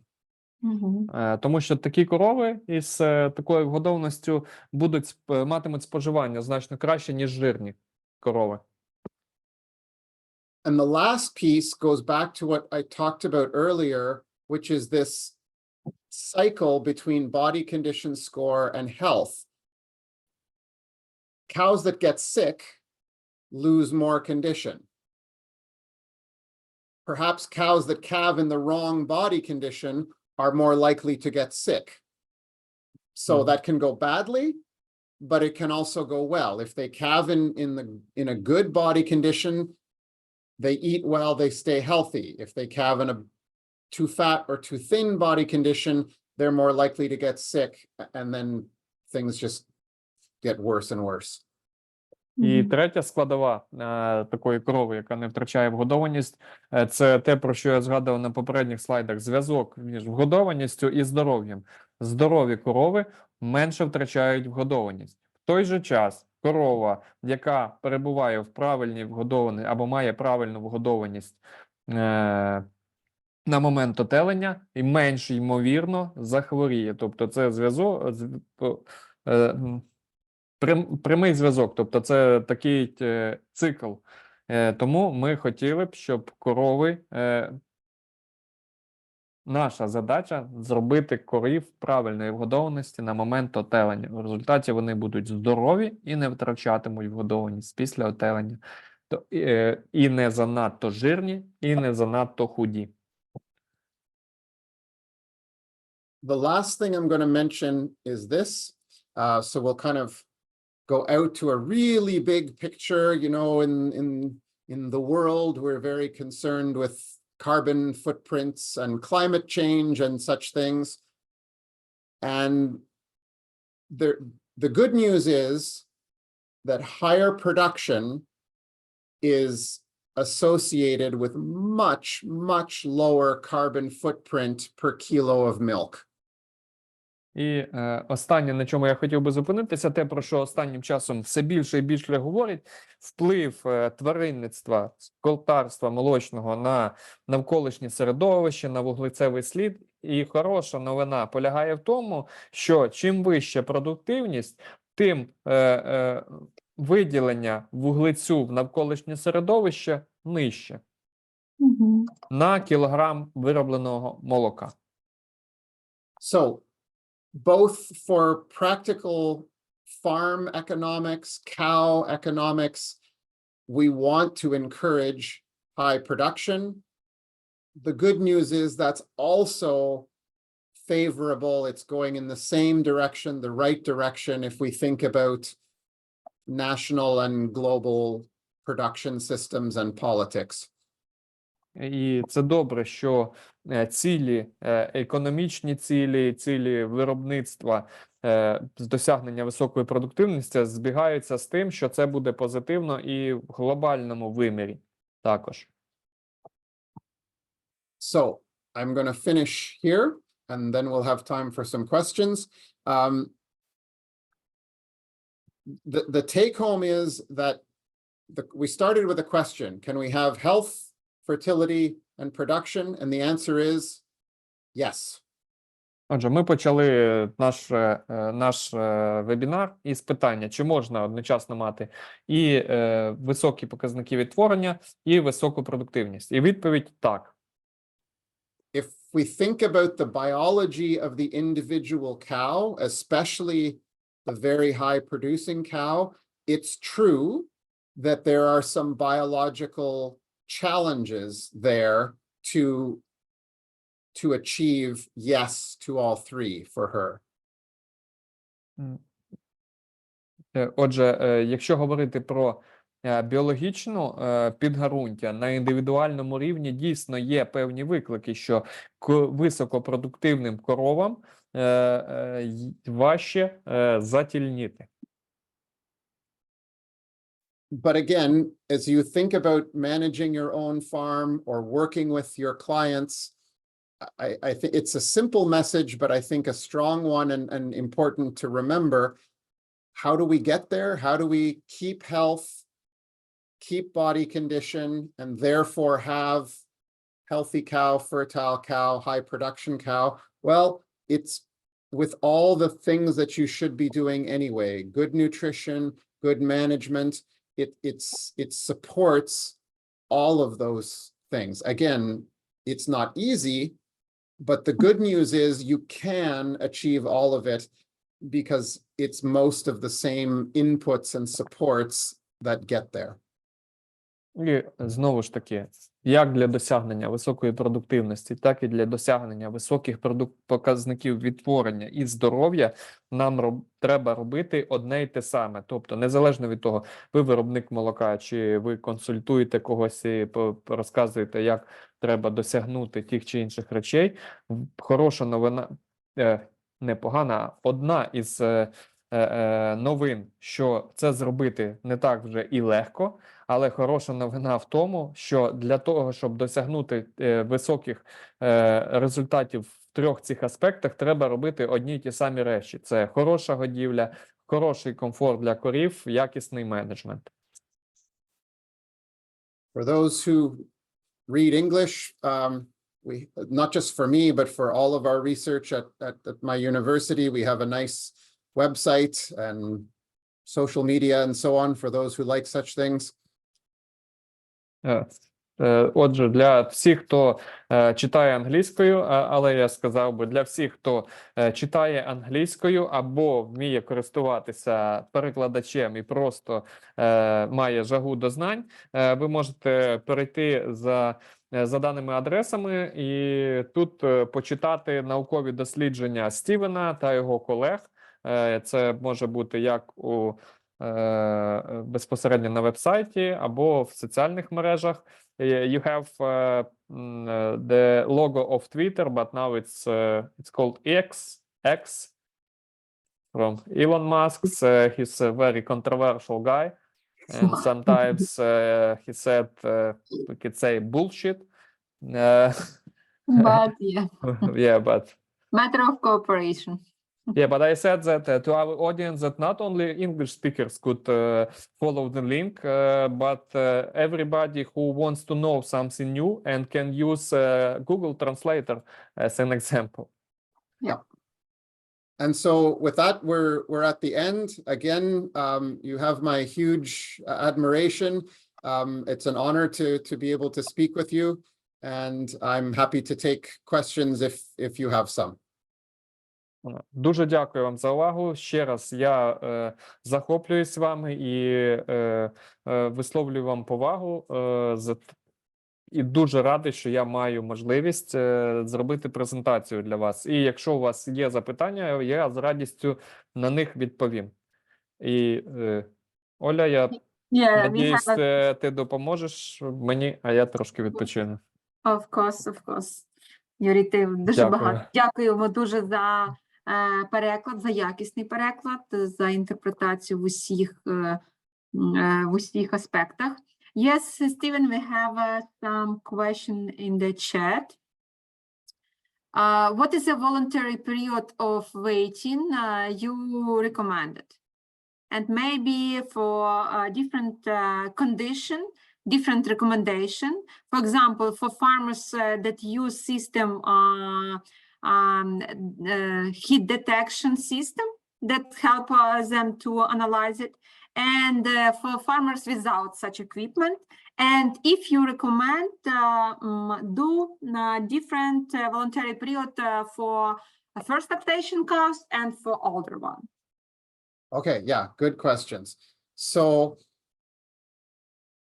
first principle is, when do you want cows pregnant?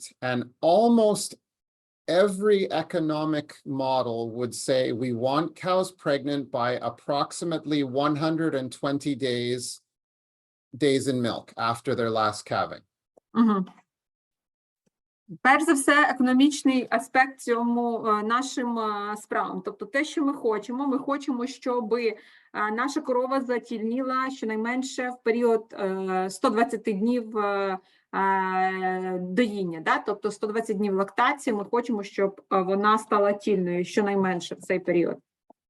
Those same economics say that you don't really want cows pregnant earlier than about 80 days in milk. Інший аспект економіки в цьому полягає в тому, чи дійсно нам потрібно, чи ми хочемо, щоб наші корови тільніли дещо раніше, наприклад, 80 днів. So, the more successful you are, the higher pregnancy per insemination you have at first and second insemination, then you can delay that first insemination closer to that 75 or 80 days. Перш за все, якщо з економічного аспекту якщо ми хочемо бути більш успішними в осіменінні, тобто ми хочемо, щоб рівень осіменіння корів був вищим при першому осіменінні, в такому разі наші корови ми повинні пробувати їх осіміняти ближче до 80-го дня, тобто 75-й і до цього періоду ближче. The other side of that is, you know, if our pregnancy at first insemination is 40% or even 35%, well, then we need to start sooner to have more chances for the cows to be pregnant by 120 days. So most of the farms here that have an estrus detection system, an activity system, are starting to inseminate cows using that activity system around 55, 60 days in milk would be the minimum. The more successful they are, they wait a little bit longer. If they're a bit less successful, then they'll start at that 55 or 60 days.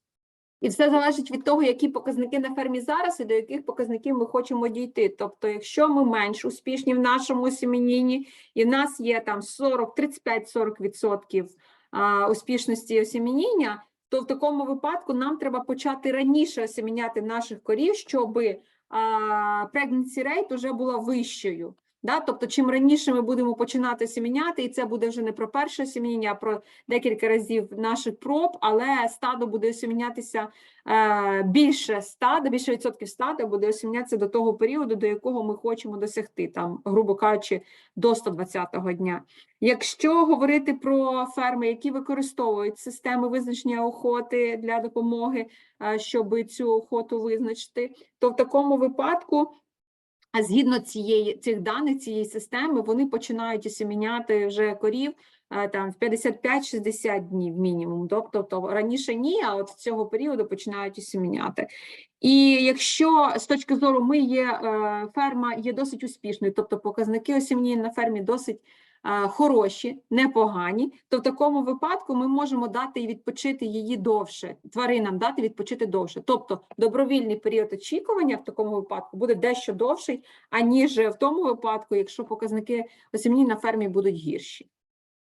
And the last part was asking about a different waiting time for animals in their first lactation. Yeah. Again, there's not a lot of studies on that, but the biggest and the best one would say the effect is pretty small. So in theory, because of the flat lactation of a first lactation animal, you would wait longer. But practically, it doesn't make a lot of economic difference. The goal is still for them to be pregnant by 120 days. And so here, our farmers mostly use the same waiting time across the whole herd. Угу. І наступна частина цих питань це було щодо рекомендацій добровільного періоду очікування для корів першої лактації і для старших корів. Стівен говорить, що не так багато досліджень є про це, проте, якщо говорити з точки зору розвитку і з точки зору корів першої лактації, старших корів, так, в такому випадку для період добровільного осіменіння корови першої лактації старшої корови, воно зазвичай довший.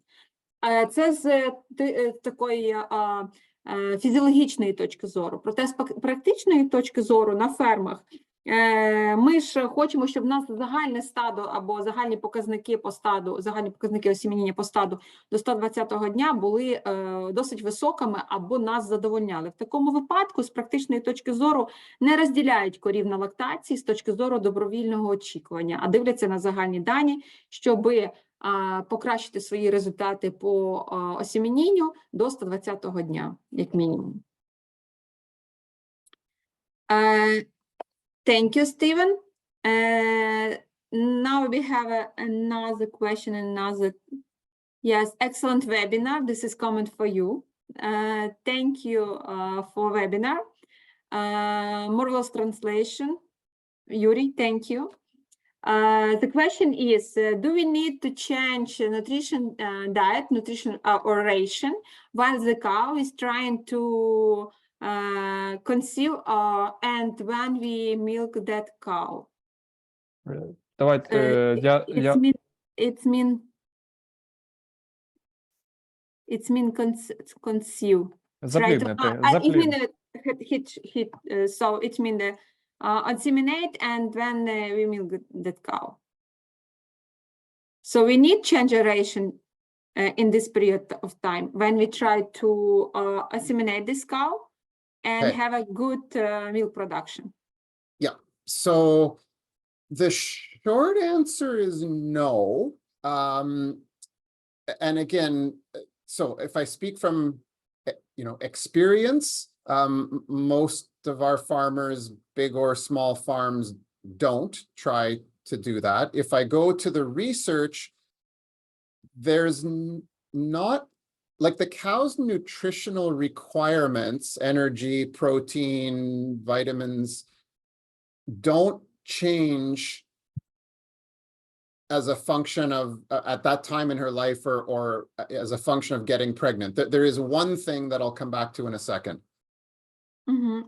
В загальному відповідь на питання перше перекладу, вибачте.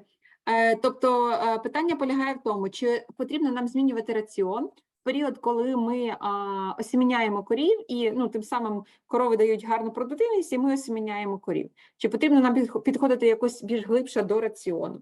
І Стівен говорить, що з практичної точки ні, і в принципі і досліджень немає як таких, які би говорили про те, що нам потрібно трошки змінити або з точки зору енергії, протеїну, мінералів або ще щось, нам потрібно змінити дещо раціон, тому що корова буде витрачати додаткові ці речовини під час осіменіння. Тому з практичної точки ні. But sometimes when we have cows in the, let's say, active period of heating, we have like a decrease in the milk. What do you think about it? It may be combined with the dry matter intake, just dry matter intake, or some effects, another effects. So if I go back to before the cow gets pregnant, or when we're trying to get her pregnant, or even in the before the breeding time, there's some studies done by my colleagues and some others looking at trying to adjust fatty acid supplementation in the diet. So feeding cows before breeding with more omega-3 fatty acids. So for example, from fish oil. And that has shown some benefits in terms of pregnancy and embryo survival and so on. So, and that makes sense. Practically, it's difficult to do unless we have quite a few groups, different pens, different groups on the farm that we can target that. But that would be one piece of nutrition for the pre-breeding, maybe the breeding period, but more so the pre-breeding period. So work with the fatty acid nutrition. And in particular, the omega-3. So for example, a small amount of fish oil. Or oleic acid as well. Yeah.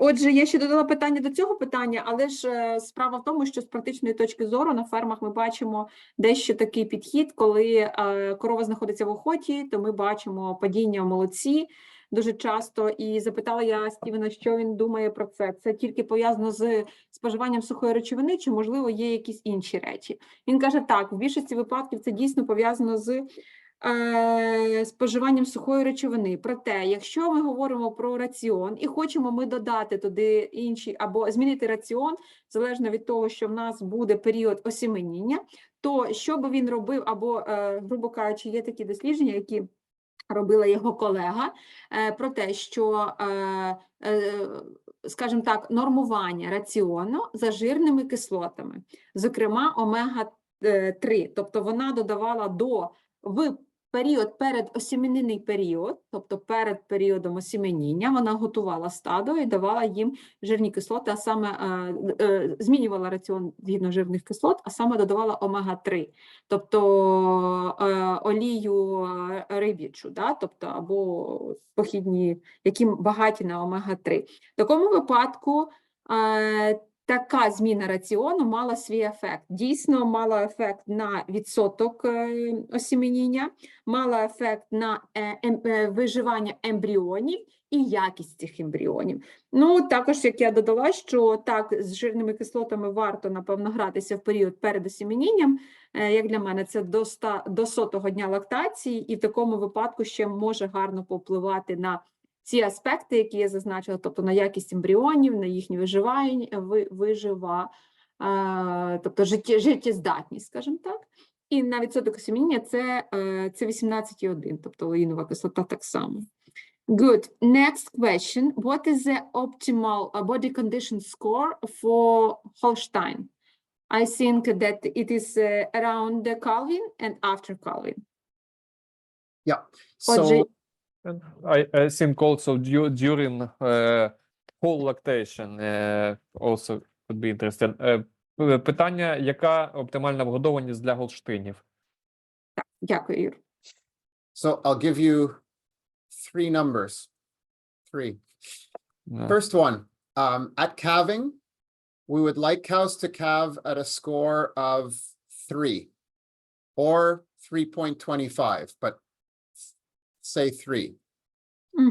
Отже, я вам дам три таких значення щодо вгодованості голштинів. Перше, це щодо періоду отелення, тобто період навколо отелення, вгодованість голштинів повинна бути 3 або 3,25, тобто, грубо кажучи, в більшості 3.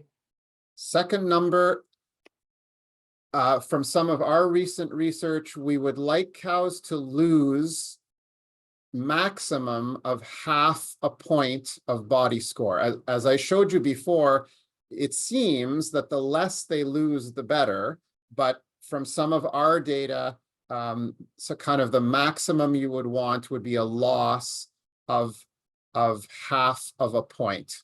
What is the period until 100 Oh, days? good question. So those data were until 60 days postpartum, so 9 weeks postpartum. І наступні дані – це те, що ми б хотіли або потрібно забезпечити якнайменшу втрату вгодованість наших голштинів після отелення. І для нас, звичайно, що якнайменше, тим найкраще, але для мене хороший показник – це півбала вгодованості, лише півбала вгодованості за цих 9 тижнів після отелення, тобто 60 днів. And the final number is 2.5. So that is the minimum score that you would ever want a cow to have at any time in her lactation. The lowest point should be around that 60 days, typically. And because if a cow is ever less than 2.5, that is strongly associated with not cycling, no heat, worse fertility, and it's actually also associated with a risk of lameness. So that is kind of the minimum. So, sorry, Ola, this is long, yes. But the old idea was that cows were going to lose and then regain. The new idea is very small change. Life should be much flatter than we used to think. Good. І третє значення, яке би я хотів вам дати щодо вгодованості голштинів, це яке повинно бути мінімальне значення вгодованості. І для мене це цифра 2,5, оцінка 2,5 вгодованість. Це мінімальна вгодованість, яку ми хочемо мати в наших голштинах. І найбільше, коли може проявлятися така оцінка, це якраз на 60-й ось цей день після лактації, тому що саме, грубо кажучи, до цього часу корова має втратити те, що вона має втратити, але не багато. І що би я хотів підмітити, що раніше дані по вгодованості або дані зміни вгодованості щодо періоду після отелення мали наступну картину. Тобто корова входить в лактацію, починає втрачати свою вгодованість, має такий, можна сказати, яму по вгодованості і потім набирає свою вагу.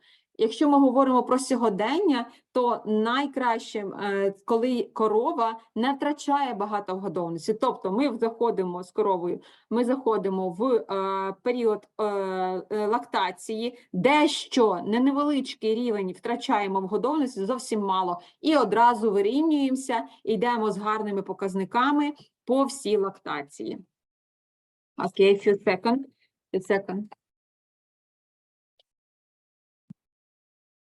Yeah. Now we will continue. Yes. Next question. Якщо ферма має систему виявлення статевої охоти, чи рекомендує Стівен все-таки проводити перше осім'яння по синхронізації, дабл-офсінг, наприклад, чи по сигналам, які дає система визначення охоти? Okay. If you have a heat system on the farm that help you to analyze the cow to be sure that cow in the heat condition. What you recommend for first dissemination? It should be by double off-sync, by process synchronization process, or just to believe and do this according to the system, heating system? Great question. And that means I already did 2 studies on that, so I can talk about it. Дуже чудове питання, тому що я вже проводжу 2 дослідження по цьому питанню і можу багато про що сказати тут. So what we have found is that on average, you can achieve the same reproductive performance in a herd either by using heavy use of synchronization, like double OVSync for all the first services, or by using activity monitors and estrus detection, and that will cover about 70%. You can get 70% of the cows inseminated that way.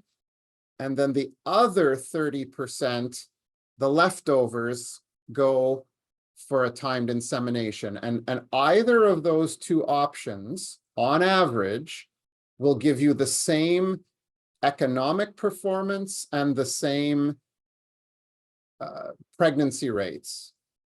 Mm-hmm. So first of all, we do this according to action monitor system, estrus monitor system, and after leftover our cows, we do this by double OVSync, for example. At that point, it would just be a single OVSync, just to save time. Single OVSync. Yeah. Отже, в такому випадку, якщо у нас є система виявлення охоти на фермі, то насправді потрібно працювати з нашим стадом з двох речей, і це буде економічно вигідно. Перш за все, ми проводимо перше семіння згідно системи активності, і це нам може дати, наприклад, до 70, а навіть більше в деяких випадках, відсотків виявлення корів, які входять в охоту, ми їх осіміняємо і ми працюємо з цією частиною. Проте буде частина корів, які не піддаються власній охоті або не дають цьому, тобто не показують охоту, і ми не можемо їх виявити за допомогою цієї системи. В такому випадку з цією частиною залишкових корів ми працюємо по овсінгу. Ну, в такому випадку нам достатньо буде цей одиновий, single овсінг, наприклад. And so one more thought on that. I said on average, each option is equal. For an individual farm to decide what to do, they need to look at their own numbers. What success are they achieving? What percentage of cows are they actually detecting in heat with the activity system? And if you go one step further, you know, if you think,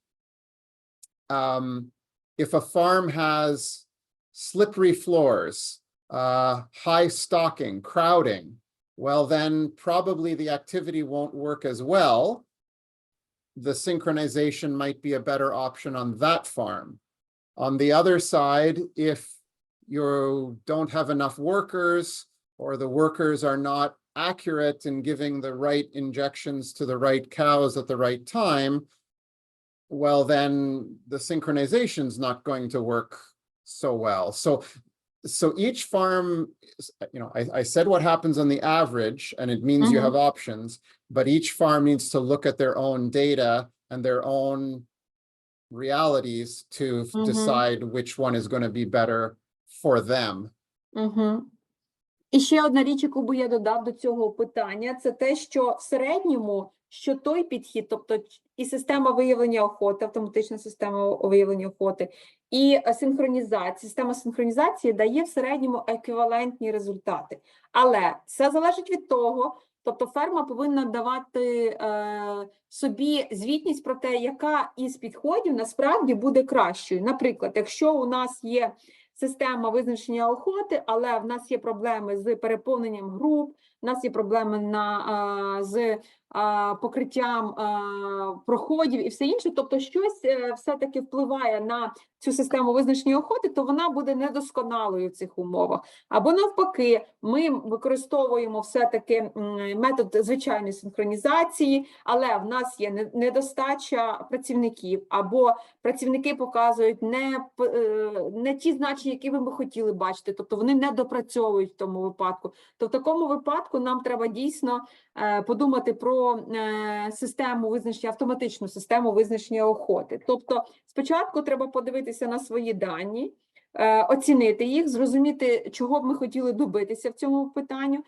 і якими речами, чи це все-таки буде відповідальний працівник із методом синхронізації, чи це буде автоматична система виявлення охоти, вже вирішувати самим. Good. Due question. Чи є рекомендовані норми періоду добровільного очікування в залежності від продуктивності тварин? Я ще відчуваю провину про те, що ще не допереклала питання з годованістю, вибачте, я повернуся. Там було сказано, що про мінімальну оцінку вгодованості, що мінімальна оцінка вгодованості 2,5 бали. І в такому випадку не потрібно допускати менше, тому що це буде негативно впливати на фертильність, на виявлення охоти, на показники осім'яніння і на часті випадки ламінітів. Я собі записала, а не озвучила вам. Вибачаюся. Отже, наступне питання, ще раз його озвучую. Чи є рекомендовані норми періоду добровільного очікування в залежності від продуктивності тварин? Do you have recommended norms or guidelines for voluntary waiting period according to production level? No. Ні, немає. Коротка відповідь. І це сьогодні ми обговорювали на впродовж 2 годин. So again, this is a little bit of a trap or a potential problem, because if a cow is very high producing, you could wait longer to get her pregnant before she would start losing money. But if you really want to maximize or optimize the profit, that really high producing cow, you'd like her to get back and have a peak again within 12 or 13 months, not in 14 or 15 or 16. So you shouldn't wait longer for a high producing cow. Отже, однозначно, чи є рекомендовані норми періоду добровільного очікування в залежності від продуктивності? Ні.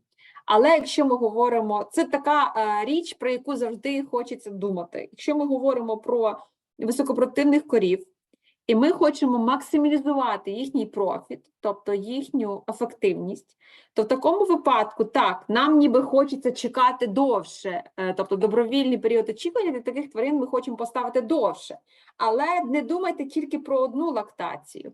Думайте про те, що цю високопродуктивну корову ви хочете повернути в стадо, і знову довести її до піку лактації, тобто, щоб вона давала знову таку саму велику кількість молока.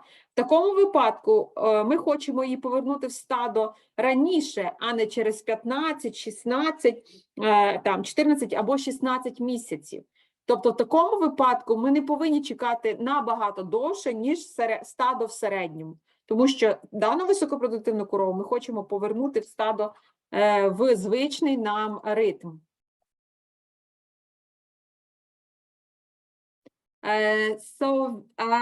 This is all of the question in the chat at this moment, but we have also comment from Andrei Lysachuk. Glad, thank you for great webinar, for really opening and expand answers for this question that we have today, and for good organization and great translation, Yuri. Дякуємо і вам, Андрію. Дякуємо, що приєдналися, тому що заради вас, заради слухачів, ми стараємося організувати такі вебінари чисто технічного характеру, щоб вам було, щоб ви могли підчерпнути ту інформацію, якої вам зараз не вистачає у виробничих умовах. To finish, again, I just want to say thank you. Well, thanks to Yuri, who worked harder than I did this morning, and to Ola as well, and to all of you. It's a pleasure. I'm happy to follow up with more questions by email later if that's helpful for you. And yeah, it's an honor to be able to give even 1 millimeter of support to you for all that you're doing to support milk production in Ukraine. So thank you for the opportunity. Thank you to you. Дякуємо всім, дякую дійсно організації такого вебінару, що запропонували бути спікером. Дякую Юрію, дякую Олі. І особисто дуже дякую вам, кожному, хто зараз дає свій великий супорт і велику працю на досягнення молочної продуктивності в Україні в таких важких для вас умовах. І я дійсно дуже радий надати вам хоч якусь частиночку, якийсь відсоточок своєї підтримки в вашій нелегкій справі. Дуже дякую. Thank you, Stephen, and we will finish our webinar for today. Thank you so much. You are now the second time that you was with us. І ще, будь ласка, якщо в когось залишились якісь питання до Стівена LeBlanc, будь ласка, надсилайте нам на емейли або залишайте під відео на Ютубі або на нашій Фейсбук-сторінці, і ми обов'язково це питання передамо, а Стівен розгорнуто на нього відповість. Дуже дякуємо. Thank you. Bye. Thank you. Goodbye. Дякуємо всім. Гарного вечора. І До нових скоро будуть зустрічей. вихідні. До нових зустрічей. До побачення. До побачення.